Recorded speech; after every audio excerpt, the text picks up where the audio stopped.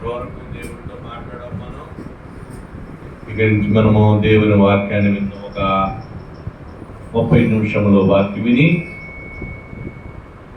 7 మెట్లు ధ్యానములోకి వెళదాం.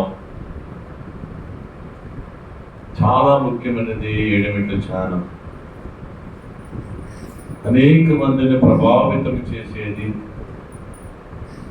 ప్రార్థనకి వెంటనే జవాబిచ్చేది 7 మెట్ల క్రమ ప్రార్థన.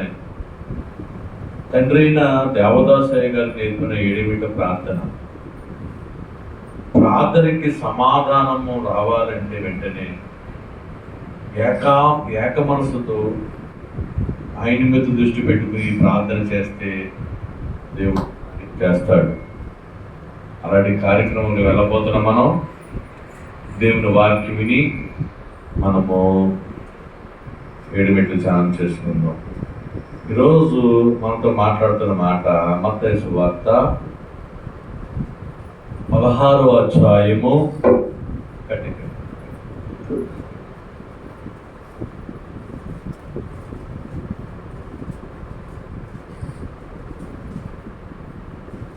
మత్తయి సువార్త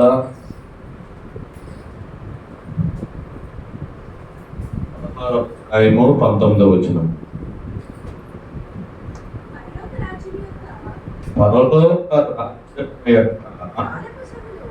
తాప చెబుతూ నీకిచ్చేదను, నీవు భూలోకమందు దేని బంధించుదవో అది పరలోకమందును బంధింపబడును, భూలోకమందును దేనిని విప్పుదవో అది పరలోకమందును ఇప్పబడునని అతనితో చెప్పాను. క్షణ ప్రార్థన. మహోన్నతుడాని స్తోత్రము తండ్రి. అయ్యా, నీ వాక్యము బోధిస్తున్న ప్రభువా, ఆత్మనైనా స్థిరపరచండి, సిద్ధపరచండి. మా ఆత్మలనైనా మీ ఆత్మతో నింపివేయండి అయ్యా. నీ స్తోత్రములు. ఈ వాక్యమైనా నీ బిడ్డలైన వారికి అర్థమయ్యే బాకీ లేనట్లు మీరే మా మధ్యకు వచ్చి మాతో మాట్లాడమని ప్రధాన యాజకుడైన యేసయ్య నామం అడుగుచున్నాం తండ్రి, ఆమేన్. ఇక్కడ ప్రభువారు మాట్లాడుతున్న మాట, పరలోక రాజ్యము యొక్క తాళపు చెవులు నీకు ఇచ్చేదను, భూలోకమందు దేన్ని బంధించుదవో అది పరలోకమందు బంధింపబడును, భూలోకమందు దేన్ని విప్పుదవో అది పరలోకమందును విప్పుదని అతనితో చెప్పాను. దేవుడు మాట్లాడుచున్న మాట, స్వార్థలు అంటే దేవుడు స్వయంగా మాట్లాడిన మాటలే, ప్రభువారే స్వయంగా మాట్లాడిన మాటలు. పరలోకపు తాళపు చెవి మరి మనకిస్తారంట భక్తులైన వారికి. వారు భూలోకములందు ఏది బంధిస్తారో నేను అక్కడ బంధిస్తాను, భూలోకములో ఏది విప్పుతారో అది నేను విప్పుతానని ఇక్కడ ప్రభువారు మనకి ఒక ఆజ్ఞ ఇస్తున్నారు, ఒక అధికారం ఇస్తున్నారు. భూలోకములో జరిగేవి అన్ని ఒక ఆపరేటింగ్ పరలోకం ఉందన్నమాట, అంతే కదండి. ఇక్కడ ఏది బంధిస్తావో నేను అక్కడ బంధిస్తాను, ఏది విప్పుతావో అది విప్పుతాను. అంటే ఇక్కడ ఆపరేటింగ్ అంతా పరలోకంలో ఉంది, అక్కడి నుంచి ఆపరేటింగ్ అవుతుంది. సాధారణంగా మనం టీవీ ఆపరేటింగ్ చేయాలంటే ఎక్కడ కూర్చున్నా చేసేస్తాం, అంటే రిమోట్ కంట్రోల్.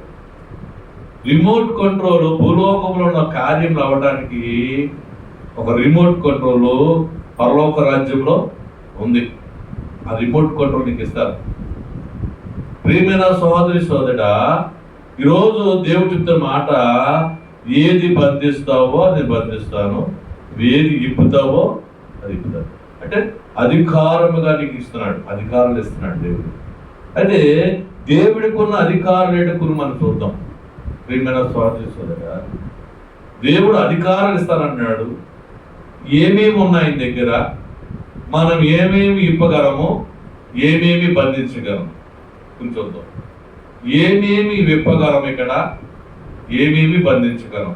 ఒక సేవకుడే కాదు బంధించేది, అందరం కూడా ఆయన శిష్యులమే.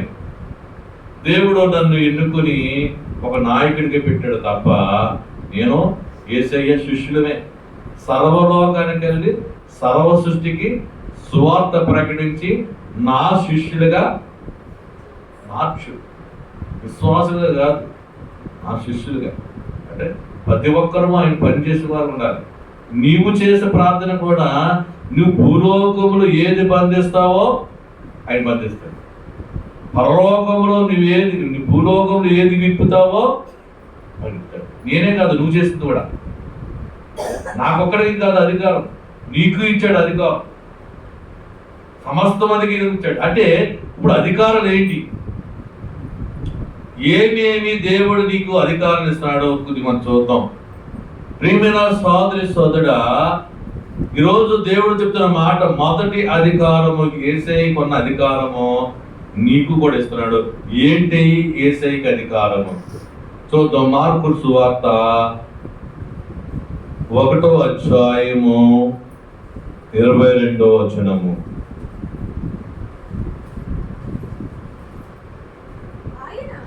ఆయన అధికారము గలవారి వలె వారికి బోధించను కనుక వారు ఆయన బోధకు ఆశ్చర్యపడేది.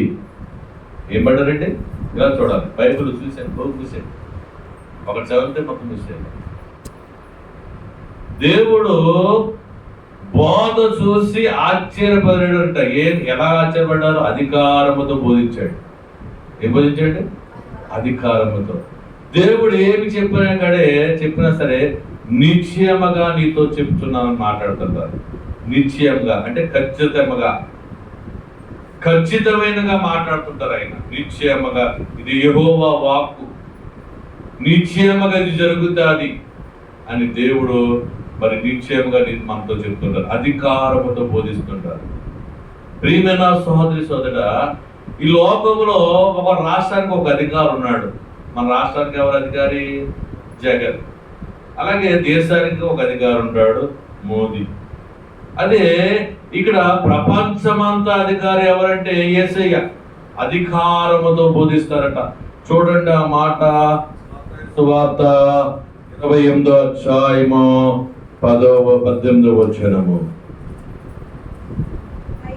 అయితే యేసు వారి వద్దకు వచ్చి పరలోకమునందును భూమి మీదను నాకు సర్వాధికారము ఇవ్వబడి ఉన్నది.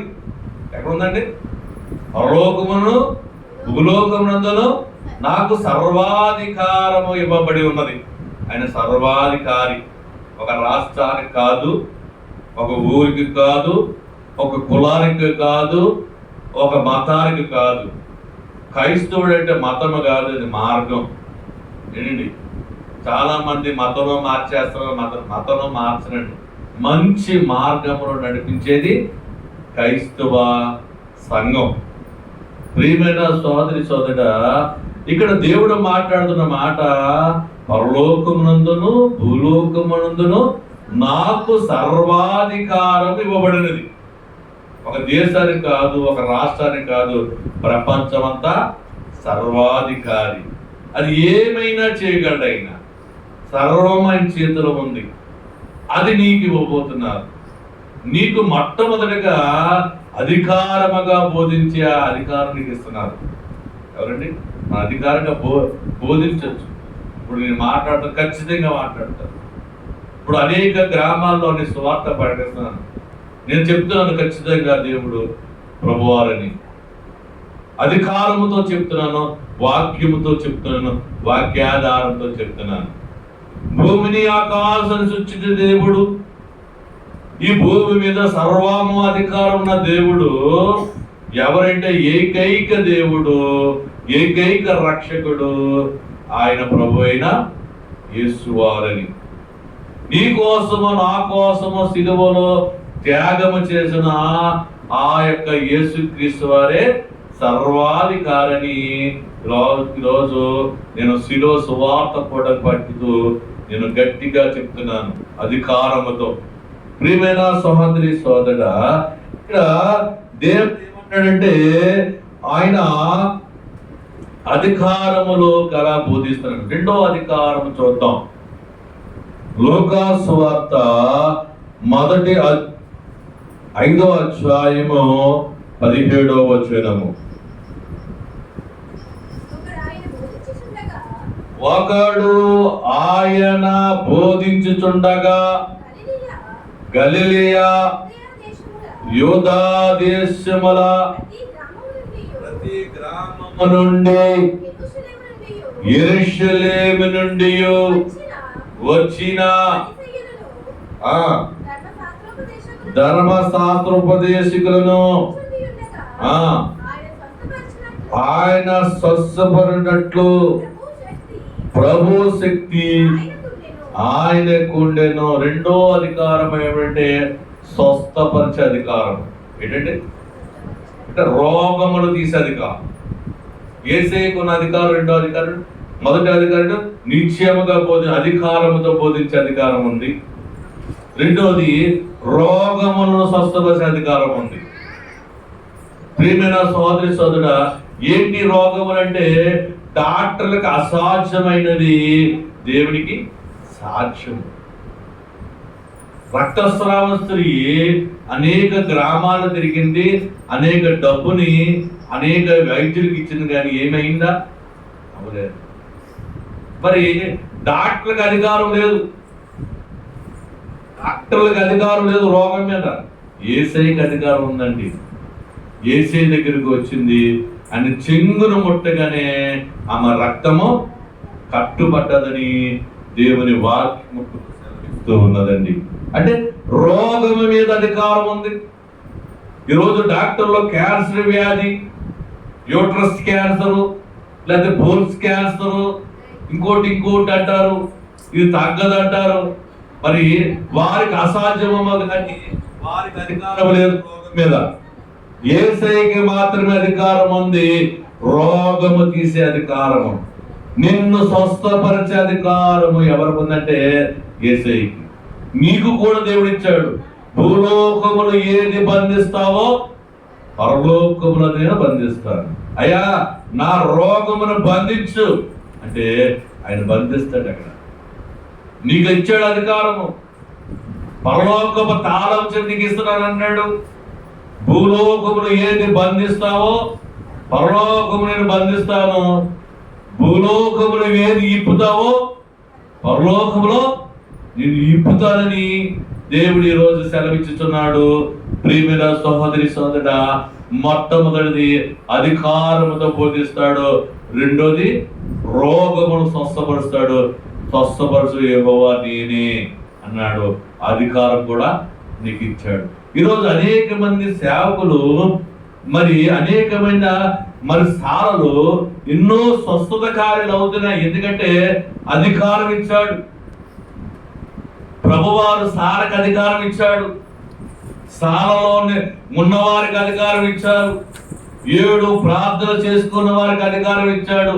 అయ్యా మీరు చేసిన ప్రార్థనలు 7 ప్రార్థన చేశారు, మీరు ఏం చేశారు?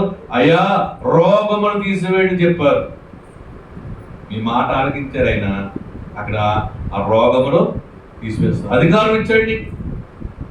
అయ్యా ఏది బంధకాలములో ఉన్నారో ఆ బంధకమును విడిపించండి మీరు మాట్లాడారు. మీ మాట దేవుడు ఆలకించాడు, అక్కడ విడిపిస్తాడు దేవుడు. ప్రియమైన సహోదరి సహోదరుడా, ఈరోజు దేవుడు నీతో చెబుతున్న మాట చాలా జాగ్రత్తగా వినాలి. నువ్వు ఏది బంధిస్తావో అది బంధిస్తానన్నాడు. యేసు నామములో రోగము నేను బంధిస్తున్నాను. యేసు నామములో గర్భముకి అడ్డొచ్చుతున్న ఆ యొక్క వ్యాధి నేను బంధిస్తున్నాను. నువ్వు ప్రార్థన చేస్తే ఆ వ్యాధిని తీసేస్తాను. ఏది అడ్డుందో, ఏది నీకు అడ్డేస్తుందో యేసు నామము నేను బంధిస్తున్నాను తండ్రిని నువ్వు ప్రార్థన చేస్తే పీసీఓడి పాపులర్స్, స్త్రీల పాపులర్స్ ఉన్నవారు, అయ్యా నాకు ఏది అడ్డొస్తుందో యేసు నామములో నండి బైబిల్ మిషన్ ప్రార్థన స్థానంలో నేను బంధిస్తున్నదంటే నీకు అధికారం ఇచ్చాడు. నీకు అధికారం ఇచ్చాడు. నీకేం చేస్తాడు? నీ కార్యం చేస్తాడు, నీకు మేలు చేస్తాడు. అలాగని ఇంకా నువ్వు ఆయన ఏమేమి అధికారం ఉంది చూద్దాం. మూడోది ఏం అధికారం ఉందంటే మత్తయి సువార్త 8వ అధ్యాయము 29వ. త్వరగా వెళ్దాం, ఎందుకంటే 7 మెట్లు ధ్యానం ఉంది కాబట్టి. దేవుని కుమారుడా నీతో మాకు ఏమి పని?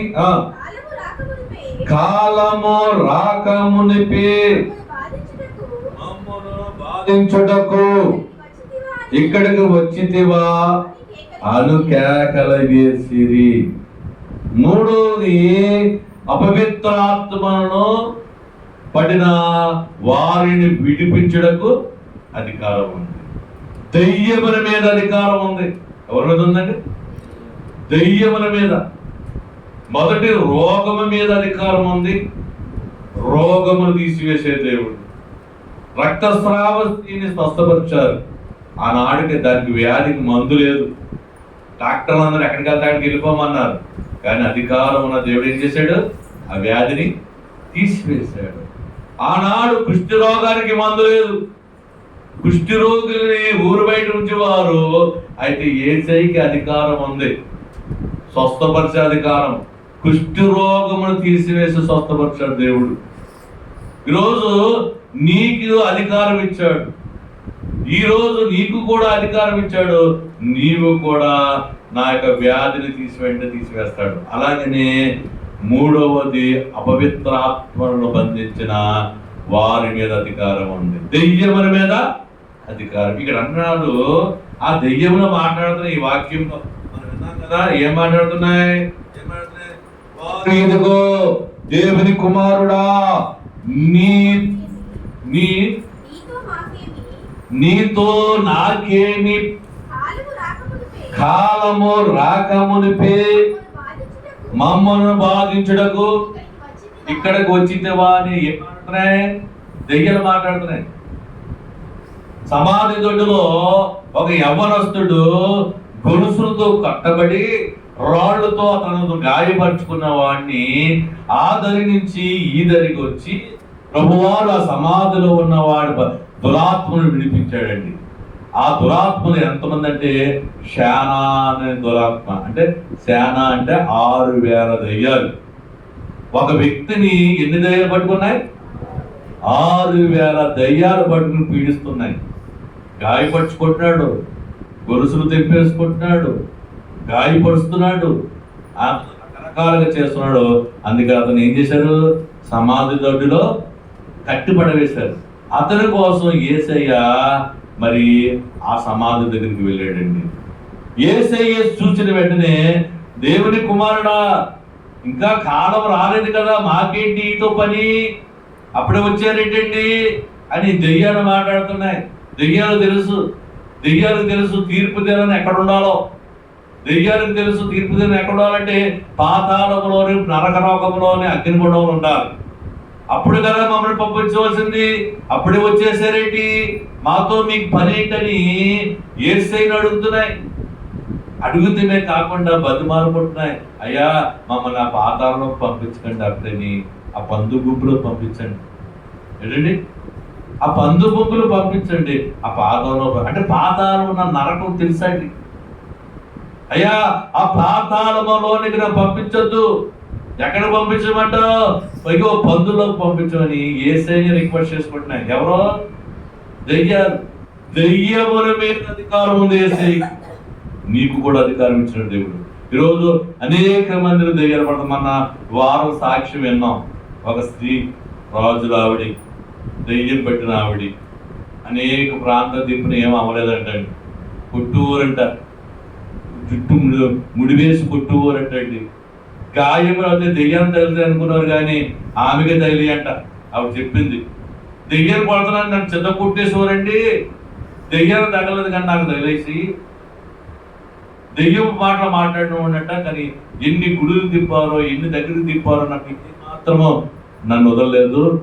యేసయ్య మందిరంకి వెళ్తాను వదిలేసింది. దేవునికి మహిమ కలుగును గాక. అనేక దగ్గరికి తిరిగాను, అనేక బౌద్ధ వైద్యులకు వెళ్ళాను, ఎక్కడా నన్ను వదలలేదు. కానీ యేసయ్య సేవకుడైన దేవుని మందిరంలోకి వెళ్ళి నేను అక్కడ ఉంటే ఆ పాస్టర్ గారు వచ్చి ప్రార్థన చేసి ఆ దెయ్యం తీసి, అంటే దెయ్యముల మీద అధికారం ఉన్నది ఏకైక వారు ఎవరికంటే యేసయ్యకే, ఎవరికి లేదు. అపవిత్రాత్మ పట్టిన వాడు విడిపించడానికి దేవుడు అధికారము కలవాడు, అధికారము నీకు ఇచ్చాడు. ఎక్కడా పోవండి దెయ్యాలు. దేవుని మందిరం, దేవుని ఆలయం పడితే ఒక పాస్టర్ గారు ప్రార్థన చేస్తే దెయ్యాలు మాట్లాడుతుంటాయి, పారిపోతుంటాయి.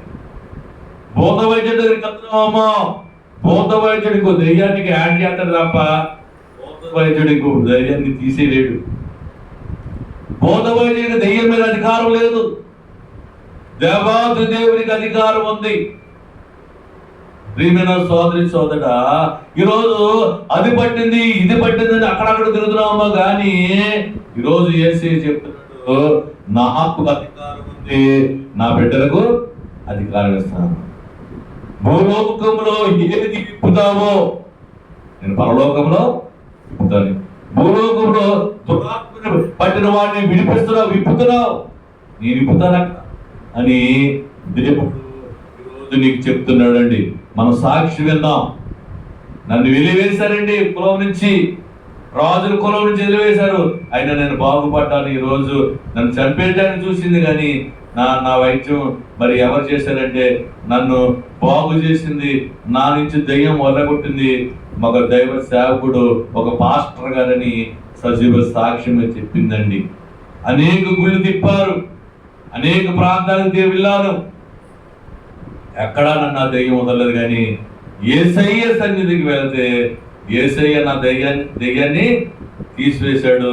ఈరోజు స్వయంగా వచ్చారని చెప్తున్నాడు.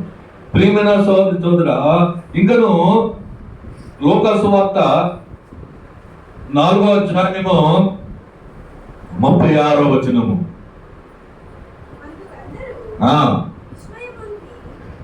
అందుకు అందరూ విస్మయముంది, ఇది ఎట్టి మాట, ఈయన అధికారముతోను బలముతోను అపవిత్రాత్మలకు ఆజ్ఞాపింపగానే అవి వదిలిపోవచ్చున్నామని ఒకరితో ఒకరు చెప్పుకున్నది. చూసారండి, అందుకందరు విస్మయం ఉంది. ఏంటండి విస్మయం అంటే ఆశ్చర్యపడి. యేసయ్య కూడానే కొంతమంది ఎదురుగా వచ్చేవారటండి ఆ దినాల్లో. యేసయ్య బోధిస్తుంటే ఆ బోధలో వంకలు చెప్పడానికి, అవన్నీ ఏమైనా తప్పులుంటే ఏరడానికి శాస్త్రులు పరిచర్యలు వచ్చేవారటండి. శాస్త్రులు పరిచర్యలు. శాస్త్రులు అంటే మంచి జ్ఞానం గలవారండి. పరిచర్యలు అంటే దేవుని మందిరంలో యాజకులు, మంచి మేధావులు. వాళ్ళు యేసయ్యని వెంబడించేవారటండి. యేసయ్య ఏమైనా తప్పు చేస్తే పట్టుకుందామని. వాడు విస్మయం పొందారటండి. ఏమిటి ఈయన మాట దెయ్యములు వింటున్నాయి, ఈ మాట అనగానే అపవిత్రాత్మలు వెళ్ళిపోతున్నాయి, పారిపోతున్నాయి అని ఒకరినొకరు చెప్పుకున్నారటండి. ప్రియమైన సోదరి సోదరుడా, ఈరోజు నీవు నేను ఒక అధికారం గల దేవుడు ఇచ్చాడండి. ఏంటి అధికారం అంటే దెయ్యములు వెళ్ళగొట్టే అధికారము, కట్టుల్ని విప్పే అధికారము, ఒక తాగుబోతుని విడిపించే అధికారము యేసయ్యకి మాత్రమే ఉంది. ప్రియమైన సోదరి సోదరుడా, ఈరోజు అనేక మంది తాగుబోతులు ఈరోజు దేవుని సన్నిధిలో, ప్రార్థన శాలలో, స్వస్థత శాలలో సాక్ష్యం చెప్తున్నారు. అయ్యా, నేను 20 సంవత్సరాల నుంచి తాగేవాడిని, ఈరోజు నన్ను తాగుడి నుంచి విడిపించాడు దేవుడు. ఎక్కడి నుంచి విడిపించాడంటే తాగుడి నుంచి విడిపించాడు, కట్టుల నుంచి విడిపించాడు, బంధకముల నుంచి విడిపించాడు. నేను బానిసైపోయినండి, ఆరవుతే మందులు ఉండేవాడిని, పొద్దున లేస్తే మొహం దాంతోనే కడుక్కునేవాడిని అని ఉన్నారు. మొహం దాంతో కడుక్కున్నాడు మందుతో. అంటే కనుకుంటే కనుపడితే కదా మరి మొఖం అంటే అది కాదు, నోట్లో నూనె వేసుకుంటా కదా, మందు బొక్కులు చూసేస్తారనమాట. ఏంటి నీళ్ళ బదులు మందు బొక్కులించి ఊసేసి అప్పుడు తాగుతారు. అది మొఖం కడుక్కుంటాం, మందుతో మొహం కడుక్కుంటాం అంటే అదే. అలాంటి కూడా ఉన్నారు, లేకుండా లేరండి. పడుకుంటారు, రోడ్డు మీద పడిపోతున్నారు, పడిపోయి ఆడ వెళ్ళిపోతున్నాడు. ఎక్కడికి వెళ్తున్నాడు? షాప్కి వెళ్ళిపోయి షాప్ ఎదుర్కొంటే పడిపోతున్నాడు. సోదరా, ఈరోజు తాగుడి నుంచి నువ్వు విడిపోవాలనుకుంటావు, చాలాసార్లు మానేయాలనుకుంటావు. నీ తరం కాదు ఇదేంటి, నీకు అధికారం లేదా? యేసయ్య అధికారం ఉంది, యేసయ్యకే ఉంది. నీవు విడిపించడానికి యేసయ్య మాత్రమే అధికారం ఉంది. చాలా మంది అనుకుంటారు డిసెంబర్ 31వ తారీఖున అనుకుంటారు ఈ సంవత్సరం నుంచి తాకూడదండి అని. 2022 నుంచి ఖచ్చితంగా తాకూడదని డిసెంబర్ 31వ తారీఖుని ఆపుతాను కూడా పూర్తి అవుతాడు. ఏంటంటే ఇంత దాకా కూడా ఏం చేస్తాడు, కొద్ది దాకా లాస్ట్ కదని మానేద్దాం, ఫుల్గా తాగి మానేద్దాం అనుకుంటాడు. కానీ జనవరి వస్తుంది, 10 రోజులు బాగానే ఉంటాడు, మళ్ళీ పండగ వస్తుంది. పండగ వచ్చిన చుట్టాలు వస్తారు, రారా అలాగే వెళ్దాం అంటే సర్లే వీడు వాగ్దానం చేస్తాడు, మర్చిపోయి షాప్కి వెళ్ళిపోయి ఇప్పు మూత రాకదంటే నేను ఇప్పుతాను రా, నాకు తెలుసు ఎలా చెప్పాలని ఎంత కొట్టి పైన కొట్టి ఏంటి ఇలా ఇప్పుతాడు. అంటే యాక్టింగ్ ఏమైపోయింది, పోయింది. నువ్వు వాగ్దానం ఏమైపోయింది, కాకి తప్పింది.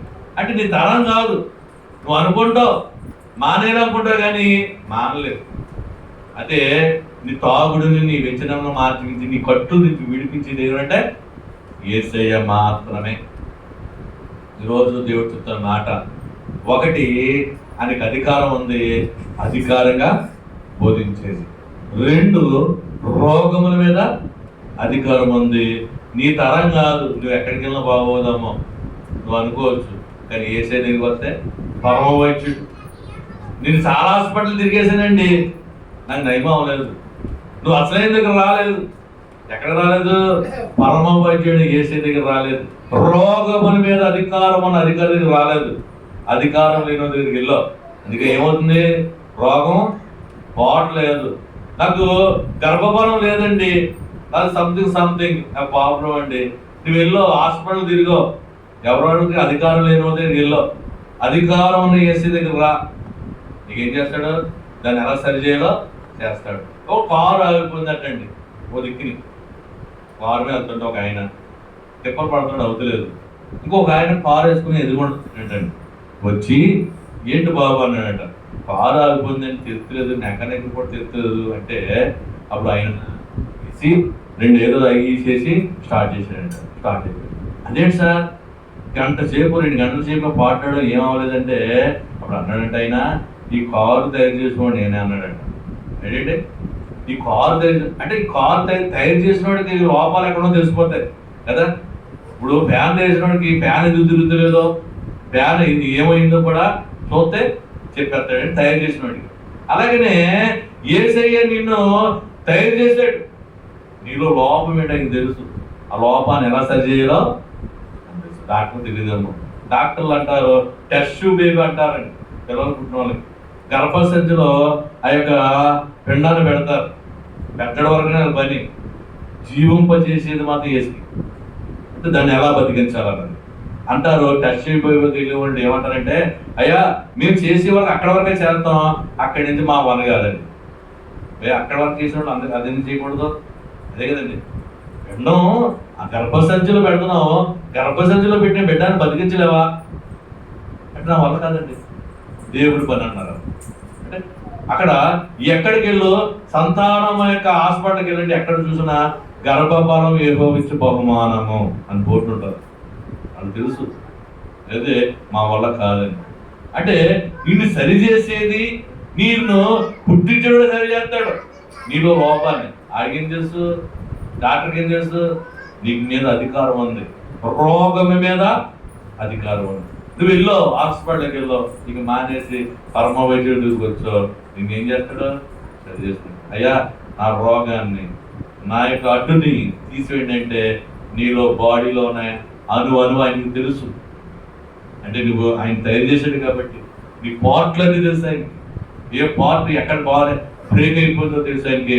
ఆ బ్రేక్ని తీసివేసి సజీవుగా సాగిస్తాడు. ప్రియమైన సోదరి సోదరుడ, కట్టుల నుంచి ఇప్పించే దేవుడు అండి, దైవాత్మ నుంచి విడిపించే దేవుడు. ప్రియమైన సోదరి సోదరుడ, ఇంకనూ ఆయనకి ఏం అధికారం ఉంది? మార్కు సువార్త 2వ అధ్యాయము 10వ వచనము. మార్కు సువార్త 2వ అధ్యాయము 10వ వచనము.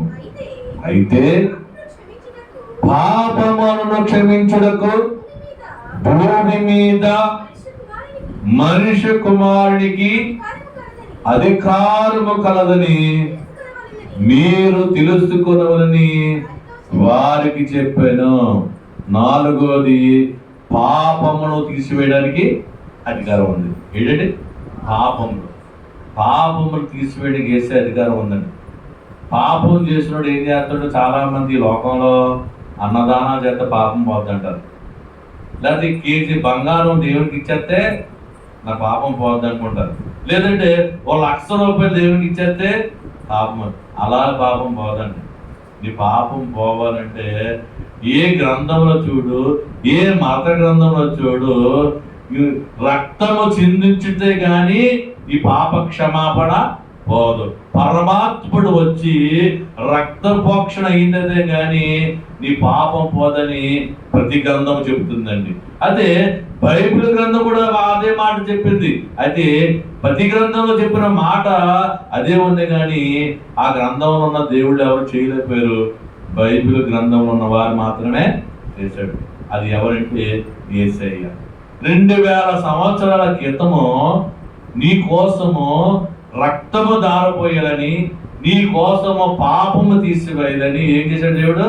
భూలోకములో ఒక చిన్న బాలుడుగా పశువుల ఆకలో పుట్టి 33 సంవత్సరాలు జీవించి నీ కోసము కలవరి సిలువలో రక్తం సిందించాడండి. ఎందుకొరకంటే పాపములు తీసివేయడానికి. ప్రియమైన సోదరి సోదరుడా, ఈరోజు దేవుడు చెప్తున్న మాట, పాపము తీసివేయడానికి అధికారం కూడా ఉంది. ఏది లేదండి. నువ్వు అనుకోవచ్చు, నేను పుణ్యం చేస్తున్నాను కదా, నువ్వు అనుకోవచ్చు, వస్త్రదానం చేస్తున్నాను కదా, నా పాపం పోద్దు అనుకోవచ్చు. నువ్వు ఎట్టి పరిస్థితుల్లో పోదు. నీకు భ్రమ. ప్రియమైన సోదరి సోదరుడా, ఇది అవునో కాదో మరణించిన వాళ్ళు తెలుస్తుందండి. యేసుక్రీస్తు వారి దగ్గర పాపంలో కడుక్కోకుండా మరణించిన వారు, మరి వారు తెలుస్తుంది. వారు బయట మన దగ్గర రారు, కానీ వారు అనుభవిస్తున్నారు ఆ యొక్క బాధని. పాపమును విడుచుకుపెట్టి పాపమును కడుక్కోకుండా మరణించిన వారు బాధ వారికి అనుభవిస్తున్నారు. ఎందుకంటే వాళ్ళకి తెలుసు, భూలోకములు ఉన్నప్పుడు మనం తిరిగిపోవచ్చు, కానీ మరణించిన తర్వాత బాధ ఏంటో, పాపం ఏంటో తెలుస్తుంది. పాపము ఒకటే తీసేయాలంటే యేసు రక్తముతో తప్ప మరి ఇప్పుడు కూడా పాపము పోదు అంటాడు దేవుడు. పాపం మీద అధికారం, పాపము తీసివేయడానికి అధికారం ఉంది. నువ్వు ఒప్పుకుంటున్నావు పాపంలో, అయ్యా నేను చేసిన పాపము తీసే, అయ్యా నేను చేసిన దోషము తీసివేయని ఏసే దగ్గరకుంటే నీ పాపం కొట్టివేస్తాడు. కొట్టేస్తావు ఏసే. నువ్వు పాపంలో ఒప్పుకో, అయ్యా నేను ఘోరమైన పాపని తండ్రి నువ్వు ఒప్పుకో, నీ పాపము తీసివేసి దేవుడు ఏం చేస్తాడు? నీకు పరిశుద్ధత కలుగజేస్తాడు. పాపం మీద అధికారం ఉంది. ప్రియమైన సోదరి సోదరుడా, మత్తయి సువార్త 1వ అధ్యాయము 21వ వచనము.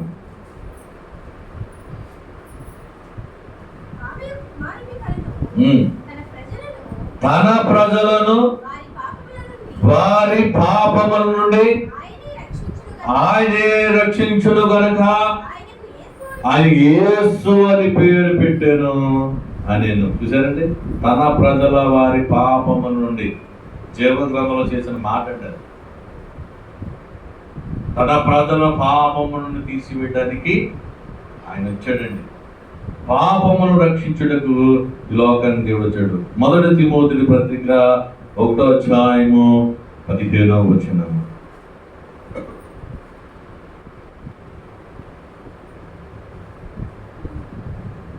1 తిమోతి పత్రిక పాపులను రక్షించుటకు క్రీస్తు యేసు లోకమునకు వచ్చెను అను వాక్యము నమ్మదగినది పూర్ణాంగీకారమైన ఉన్నదని. ఇంకా నువ్వు లోకాసు వార్త 19:10 నశించదాన్ని వెతికి రక్షించుటకు మనిషి కుమారుడు వచ్చినని తనతో చెప్పాను. చూసారండి, ఎందుకు వచ్చాడు యేసయ్య? నీ పాపమును తీసివేయడానికి వచ్చాడు. నశించిపోతున్న నిన్ను, ఎలా నశించిపోతున్నావు? పాపముతో నశించిపోబోతున్నావు. ఈ లోకంలో నువ్వు బాగా బతుకుతున్నావు, రేపొద్దు నశించిపోయేవాడు అని నిన్ను ఎదుగు రక్షించుటకు దేవుడు ఈ లోకానికి వచ్చాడు. పాపం మీద అధికారం ఉంది. ప్రజలను వారి పాపం నుంచి విడిపించుటకు యేసుక్రీస్తు లోకానికి వచ్చాడని దేవుడు చెప్తాడు.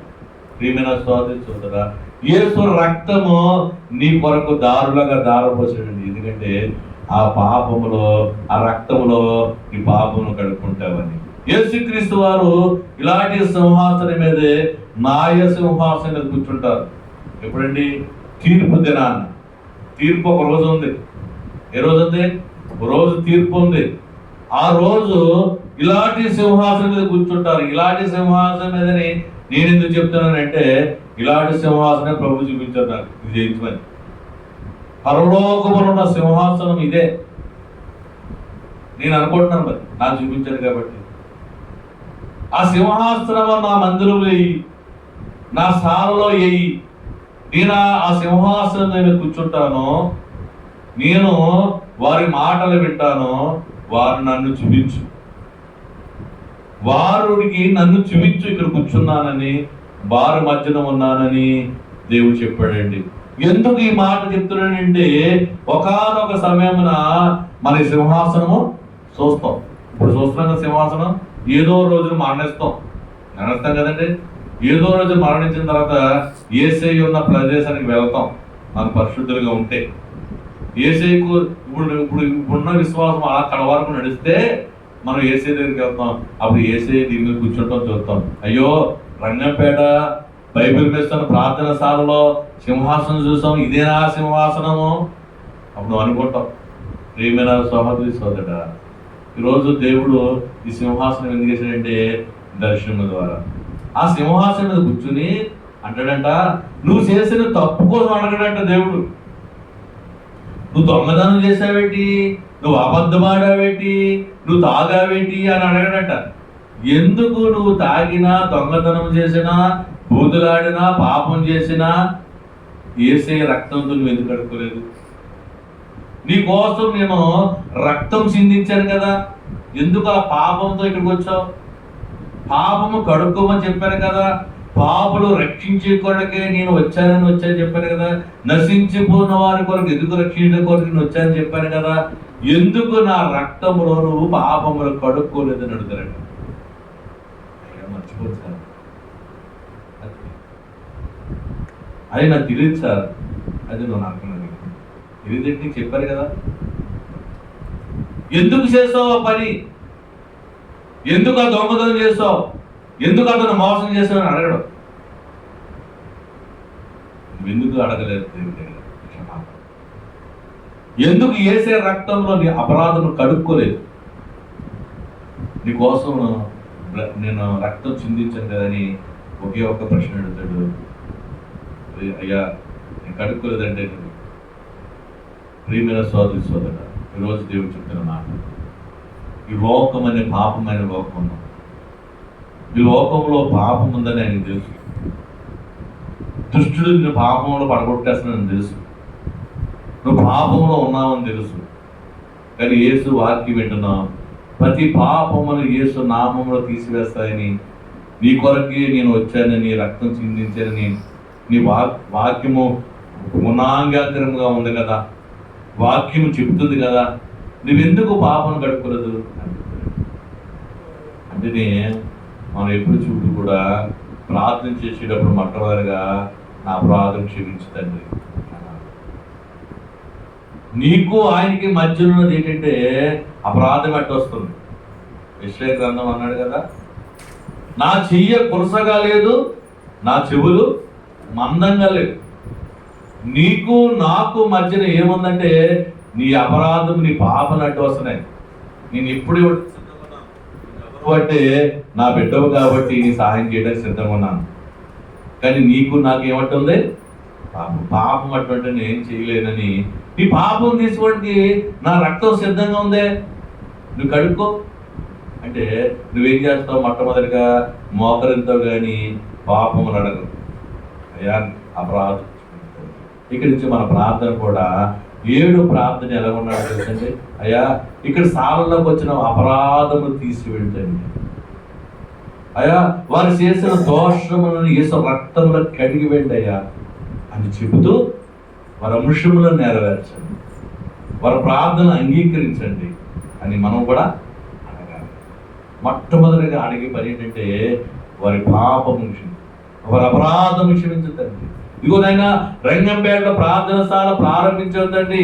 ఈ చుట్టూ ఉన్న వారిని, ఈ రంగంపేట మండలంలో ఉన్న వారందరూ తండ్రి వారి అపరాధం క్షమించు, వారి దోషములు శాపములు యేసు రక్తముతో తీసివెళ్ళయ్యా అని ప్రార్థన చేసి వారిని సన్నిధానం నడిపించుకోండి అంటే అప్పుడు దాన్ని అంగీకరిస్తారు. వారికి మరి దేవునికి మధ్య ఉన్నది నువ్వు కడిగేస్తున్నావు, నీకు ఆయనకి మధ్య ముందు కడిగేసుకుంటే దేవుడికి కార్యం చేస్తారు తప్ప ఆ కాదు తండ్రి నాకు ఇచ్చేయండి అంటే ఆయన ఇవ్వలేడు. ఎందుకంటే నీకు ఆయనకు అడ్డు ఉండిపోయింది, గోడ ఉండిపోయింది. ఆ గోడని తీసేసుకోవాలని దేవుడు చెప్తున్నాడు. ప్రియమైన సోదరుడా ఎన్ని చెప్పారండి? 4 చెప్పారు. అమ్మా ఎన్ని? 4. ఎన్ని? ఏమేమి చెప్పా? 1 ఏముంది అధికారం? ఆయనకి బోధించే అధికారం ఉంది. అంటే నిశ్చయంగా నీతో చెప్తున్నాను, ఆయన సర్వాధికారి. భూలోకములోను పరలోకములోను నాకు సర్వాధికారం ఇవ్వబడినదని దేవుడు చెప్పాడు. అంటే సర్వాధికారి అయినా నీకు అధికారం ఇచ్చాడు. ఏంటి అధికారమో? ఈ లోకం మీద అధికారం ఇచ్చాడు.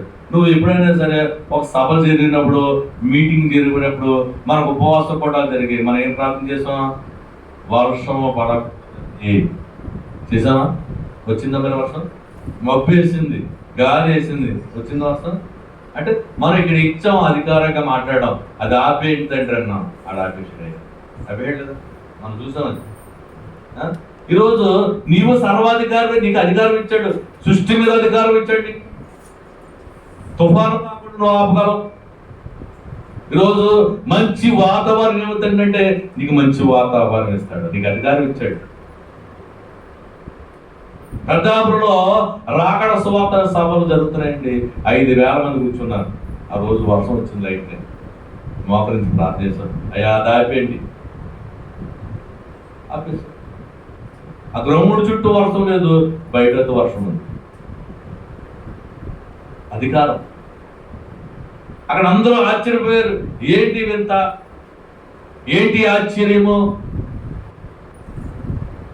గ్రౌండ్ లో వర్షం లేదు, పక్కన మా మున్సిపల్ సెంటర్ లో వర్షం ఉంది. మా పల్లెటూరులో అంత వర్షమే, మేము తడిసిపోవచ్చాం. కుంభవర్షం కూడా చెప్తుంది అక్కడ. ఏంటి ఇక్కడ తప్పు కూడా లేదు? అధికారం. అధికారంతో అడిగా సృష్టి మీద అధికారం అందించాడు మనకి. వర్షం ఆపేద్దంటే ఏలియా నీలాంటి స్వభావం అంటే వాడే. ఎవరండి? ఏలియా. 3.5 సంవత్సరాల వర్షాన్ని ఆపేయమంటే ఆపేసి. అక్కడ వాక్యం ఉంటుంది, ఏలియా నీలాంటి స్వభావం, మనిషి లాంటి వాడు, నీ స్వభావం లాంటి వాడే. నీలా కోపం ఉంది, నీలాగా ఇవన్నీ ఉన్నాయి, నీలాగా ఆకలి ఉంది, నీలాగా దప్పిగా ఉంది, నీలాంటి వాడే. సర్వాధికారం ఆయనకి ఇచ్చాను. భూలోకంలో ఏది నువ్వు బంధిస్తావో నేను బంధిస్తానని చెప్పాడు. వర్షాన్ని బంధించాడు. ఎవరో? ఏలియా. 4 సంవత్సరాలు ఏంటండి వచ్చేసింది ఆ దేశానికి. 3.5 సంవత్సరం తర్వాత మళ్ళీ ఏలియా వర్షాన్ని విప్పు అన్నాడు. ఏం చేసాడు? మళ్ళీ 3.5 సంవత్సరం తర్వాత వర్షం వచ్చిందండి. ఏమైనా సోదరుడు కదా, ఈరోజు ప్రతిదీ కూడా దేవుడు సాక్ష్యం. అలాగనే నిన్న ఏం చెప్పాను? 4. తర్వాత రెండోది ఏంటి? రోగముల మీద అధికారం. నువ్వు డాక్టర్ల దగ్గరికి వెళ్తున్నావు, అధికారం లేని వాళ్ళ దగ్గరికి వెళ్తున్నావు. నువ్వు ఏది అవుతలేదు, నీకేదో అయోమయంగా ఉంది నువ్వు అనుకోవచ్చు. ఈరోజు నీకు సర్వాధికారి అయిన పరమ వైద్యుడి దగ్గర నీకు అధికారం ఉంది, రోగం మీద అధికారం ఉంది. పాపారావు అని మా అన్నయ్య ఉన్నాడండి. ఎవరండి? పాపారావు. జ్ఞానం అయిన పేరు. జ్ఞానం ఆ ఊరు.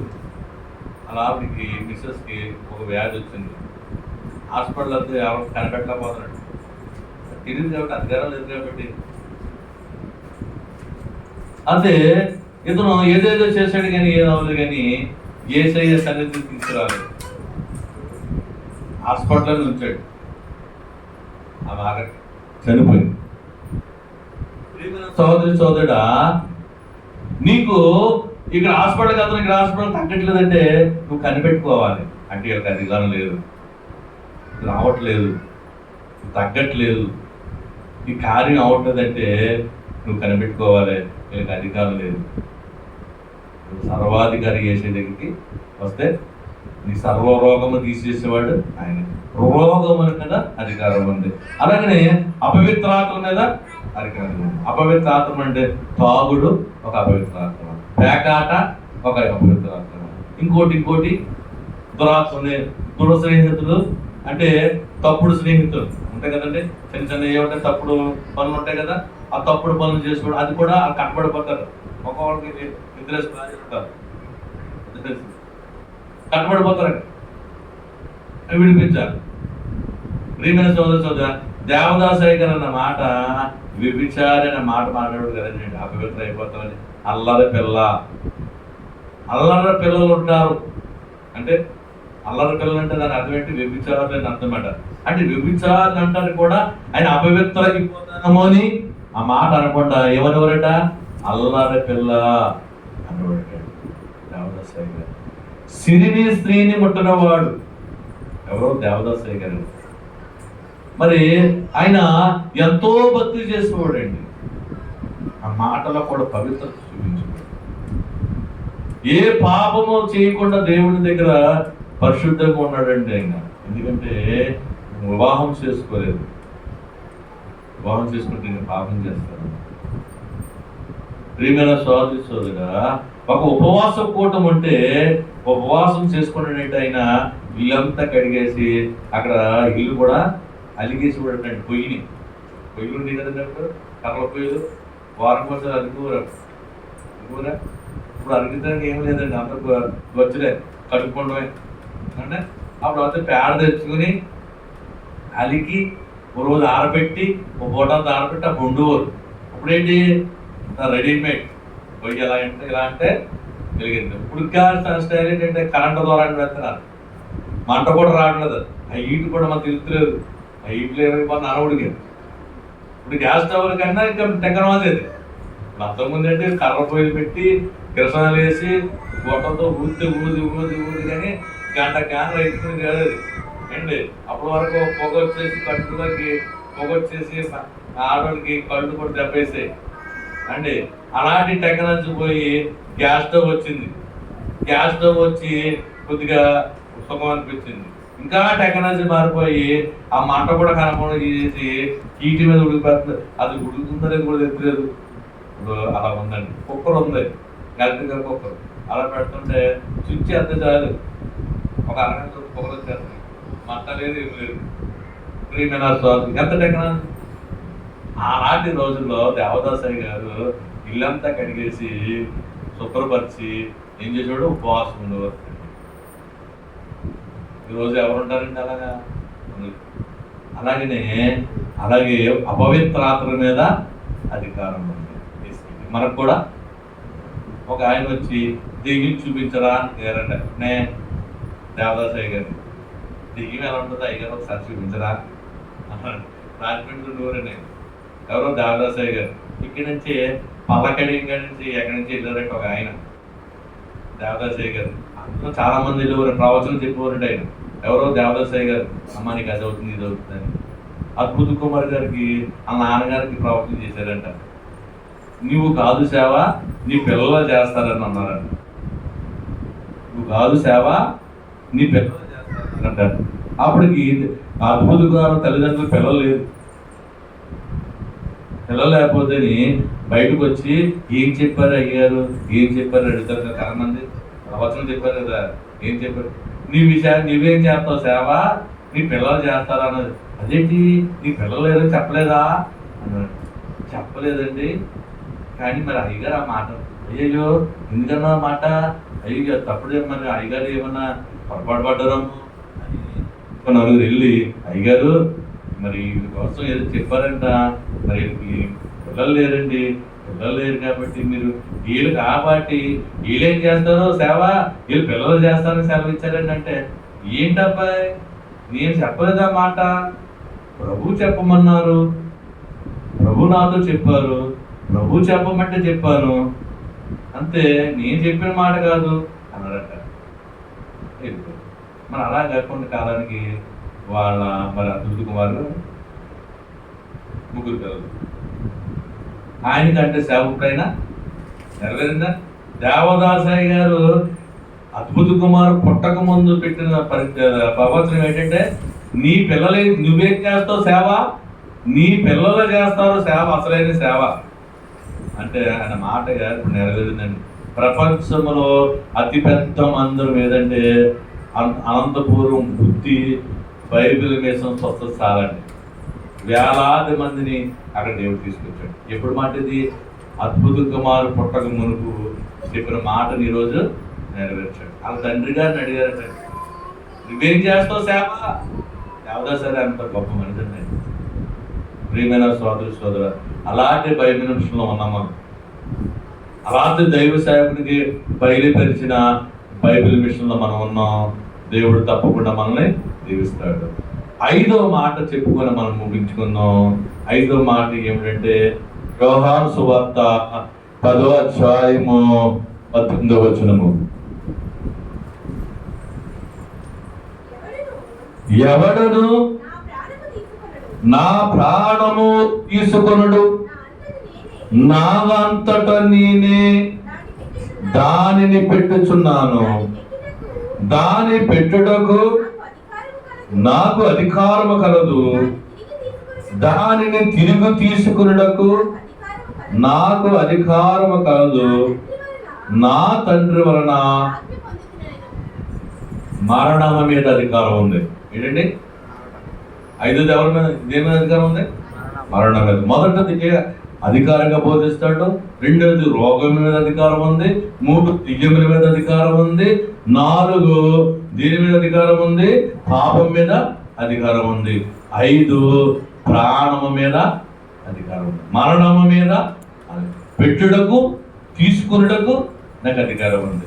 ఏంటి ఈరోజు మనం అనుకుంటాం, నా బతుకు బాగలేదు చచ్చిపోవాలనుకుంటాం, నువ్వు చావలేదు అంటే నీకు అధికారం లేదు కాబట్టి. చాలా మంది అనుకుంటారు రోగం వచ్చినప్పుడు బాధ వచ్చినట్టు హిందీ జీవితం చచ్చిపోదాంలే అనుకుంటే చచ్చిపోతారా? నేను కలకాలం బతకాలను బతికేస్తాడా? చాలానే చెప్పు. నా అక్క గారు అన్ని బాగా చేసింది, వీళ్ళు బ్రహ్మాండం చేసింది, మమ్మల్ని అందరూ తీసుకెళ్ళింది. మా బావగారు చనిపోతారు అనుకోండి, మా బావగారు తల్లి ఎలా చేస్తారు అనుకోలేదు. అలా ప్రాణము పెట్టుటకు ప్రాణం తీసుకున్నటకు అధికారం ఉంది. బేబీ రాని చనిపోతున్నారు డాక్టర్ అందరూ, సరిపోతే తీసేస్తారు. ఆడవారు చెప్పడానికి సరిపోతుందంటే ఆడ ఏం దేవుడు ఏం చేశాడు? ప్రాణం పెట్టుటకు అధికారం. ఆ యొక్క కాకినాడ ఆ యొక్క హాస్పిటల్లో చచ్చిపోతున్న బిర్యానీని ప్రాణము పెట్టి బ్రతికించాడు. డాక్టర్లు అయితే 100% చెప్పేశారు, కానీ వాళ్ళ మాటలు ఏమయ్యాయి? అప్పుడు అనుకున్నారు మాకు అధికారం లేదు, మీకు అది ఏం కాదని నాకు బైబిల్ కొనిమ్మన్నాడే. లేదంటే బైబిల్ ఇంగ్లీష్ బైబిల్ కొనివ్వండి. నువ్వు రూపాయి నాకు డబ్బులు అక్కలొద్దు, 4 లక్షలు 5 లక్షలు అయింది కానీ నువ్వు రూపాయి అక్కలొద్దు, ఈ బైబిల్ కొనిస్తావు అన్నాడు. ఎంత భాగ్యం అండి అని ఒక 500 పెట్టి ఈ బైబిల్ కొనిచ్చాడు. అది చదువుకునడము, ఎందుకంటే చూశాడు కార్యాలు. ఎందుకంటే మేము ఎన్నో ప్రయత్నం చేసాం కానీ ఏమి కాలేదు. కానీ దేవుడు అంత గొప్ప దేవుడు చూసావా, ప్రాణం మీద అధికారం ఉంది ఆయనకి అని చెప్పి ప్రాణం నిలబెట్టిన దేవుడు అండి. ఈరోజు నువ్వు అనుకోవచ్చు ఏదో ఒక అంశం మీద వచ్చావు, ప్రతిది సర్వాధికారి అయినా నీ గర్భం మీద అధికారం ఉంది, నీ రోగం మీద అధికారం ఉంది. ఈరోజు సాల్లో ఉన్నావు, నీవు అధికారంగా మాట్లాడాలి.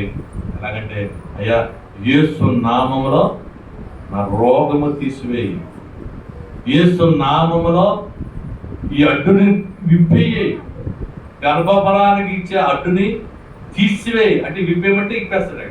ఒకటి గుర్తుంచుకోవాలి. ఇప్పుడు అంశ ప్రార్థన చేసుకున్నప్పుడు ఈ మాట గుర్తు రావాలి. అయ్యా నాలో ఉన్న లోపమునైనా యేసు నామములో ఇప్పేయమని అడుగుతున్నాను. ఇప్పి యేసు నామములో ప్రతి రోగమును తీసివేసే అధికారం నీకు ఇచ్చావు తండ్రి. ఈ మందిరము నాకు అధికారం ఉంది నాయన, ఈ అధికారం పెట్టి నేను మాట్లాడుతున్నాను అని నువ్వు ఈరోజు అధికారంతో ప్రార్థన చేసుకోవాలి. ప్రియమైన సహోదరి సోదరుడా, రోజు దేవుడు చెప్తున్న మాటగా చూడాలి. అందరూ ఇలా చూడాలి. ఎన్ని మాటలు చెప్పాను? గట్టిగా చెప్పండి. చెప్పాలి. ఏం అధికారము? నిశ్చయముగా. రెండో అధికారం ఏంటి? రోగముల పైన అధికారం. అంటే నీకు కూడా భూలోకములో ఏది బంధిస్తావో నేను పరలోకంలో బంధిస్తాను. భూలోకంలో ఏది విప్పుతావో అది ఎవరు చెప్తున్నాడు? నీకే, మనకే చెప్తున్నాడు ప్రభువారు. నాకు చెప్తున్నాడు, మీకు చెప్తున్నాడు అన్నమాట. మీకు కూడా విప్పేయమని చెప్పాలి, మీరు కూడా బంధించమని చెప్పాలి. దురాత్మ ఉంటే బంధించి తీసి, అలవాటు ఉంటే ఇప్పి, తాగుడు అలవాటు ఉందా తీసే ప్రభా, నా కట్లు ఇప్పే అని చెప్తే కట్లు ఇప్పేస్తాడు. ప్రియమైన సహోదరి సోదరుడా, ఈరోజు దేవుడు చెప్తున్న మాట 5 మాటలు చెప్పాడు. ఒకటి, అధికారం ఉంది, అధికారంగా బోధించాడు, ఆయన సర్వాధికారి. రెండోది, స్వస్థపడు యెహోవా నేనే, రోగముల మీద అధికారం. 3, దెయ్యముల మీద, దురాత్మల మీద అధికారం ఉంది. శాస్త్రుల్లో పరిచయ విస్మయమందులని అక్కడ వాక్యం ఉంది. అలాగనే పాపము మీద అధికారం ఉంది. ఆయన నీ కొరకు నా కొరకు రక్తము ధారపోశారు. అలాగనే 5వది, ప్రాణం మీద ఉంది, పెట్టుటకు తీసివేయటకు అధికారం ఉంది. యేసయ్య మరి సిలువలో అయ్యా నా ఆత్మను నీకు అప్పగిస్తున్నాను అంటేనే చనిపోయారు. ఏంటండి 7వ మాట? ఈ మాట ఏంటండి? దేవా నా ఆత్మను నీ చేతికి అప్పగిస్తున్నాను. అప్పుడే ఆయన ప్రాణం పోయింది. అది ఆ ప్రాణం తీసి ఎవరున్నారండి? తన్ను తాను అప్పగించుకున్నాడు, తన్ను తాను తగ్గించుకుని తన ప్రాణాన్ని దేవునికి అప్పగించుకున్నాడు. ఈరోజు కూడా నీకు కూడా అనుకోవాలి, నాకు సర్వం అధికారం ఇచ్చాడు దేవుడు. అయ్యా నా ప్రాణం నిలబెట్టు. నేను చేసుకుంటాను రోజు ప్రార్థన, నన్ను నిలబెట్టు తండ్రి, నన్ను నడిపించు, నీ సువార్తనైనా నీ రాకడ పర్యాంతరం చేయాలి. దేవుడు చెప్పిన మాట నేను బుక్లో రాస్తున్నాను. ఈ బుక్ ఇలాంటి బుక్లు ఒక 15 ఉంటాయి. ఒక్కో బుక్లో 10 మెసేజ్లు ఉంటాయండి. ఈ బుక్లో మెసేజ్ మాడిపోయినట్టు కనబడి, అంటే పాతపడిపోయినట్టు. అంటే ఎప్పుడు వరకు ఉంటాయి? ఒక 20-50 సంవత్సరాలు అవుతుంది కానీ అలా అవుతుంది క్యాన్సర్. అంటే 50 సంవత్సరాలు అంటే 50 సంవత్సరాల వరకు ఈ క్యాన్సర్ చూస్తానమాట. ఈ కాంతాలు నల్లగా మాడిపోయే వరకు నాకేమిస్తున్నాడు దేవుడు? జీవం ఇస్తున్నాడు. నాకు చూపించాడు.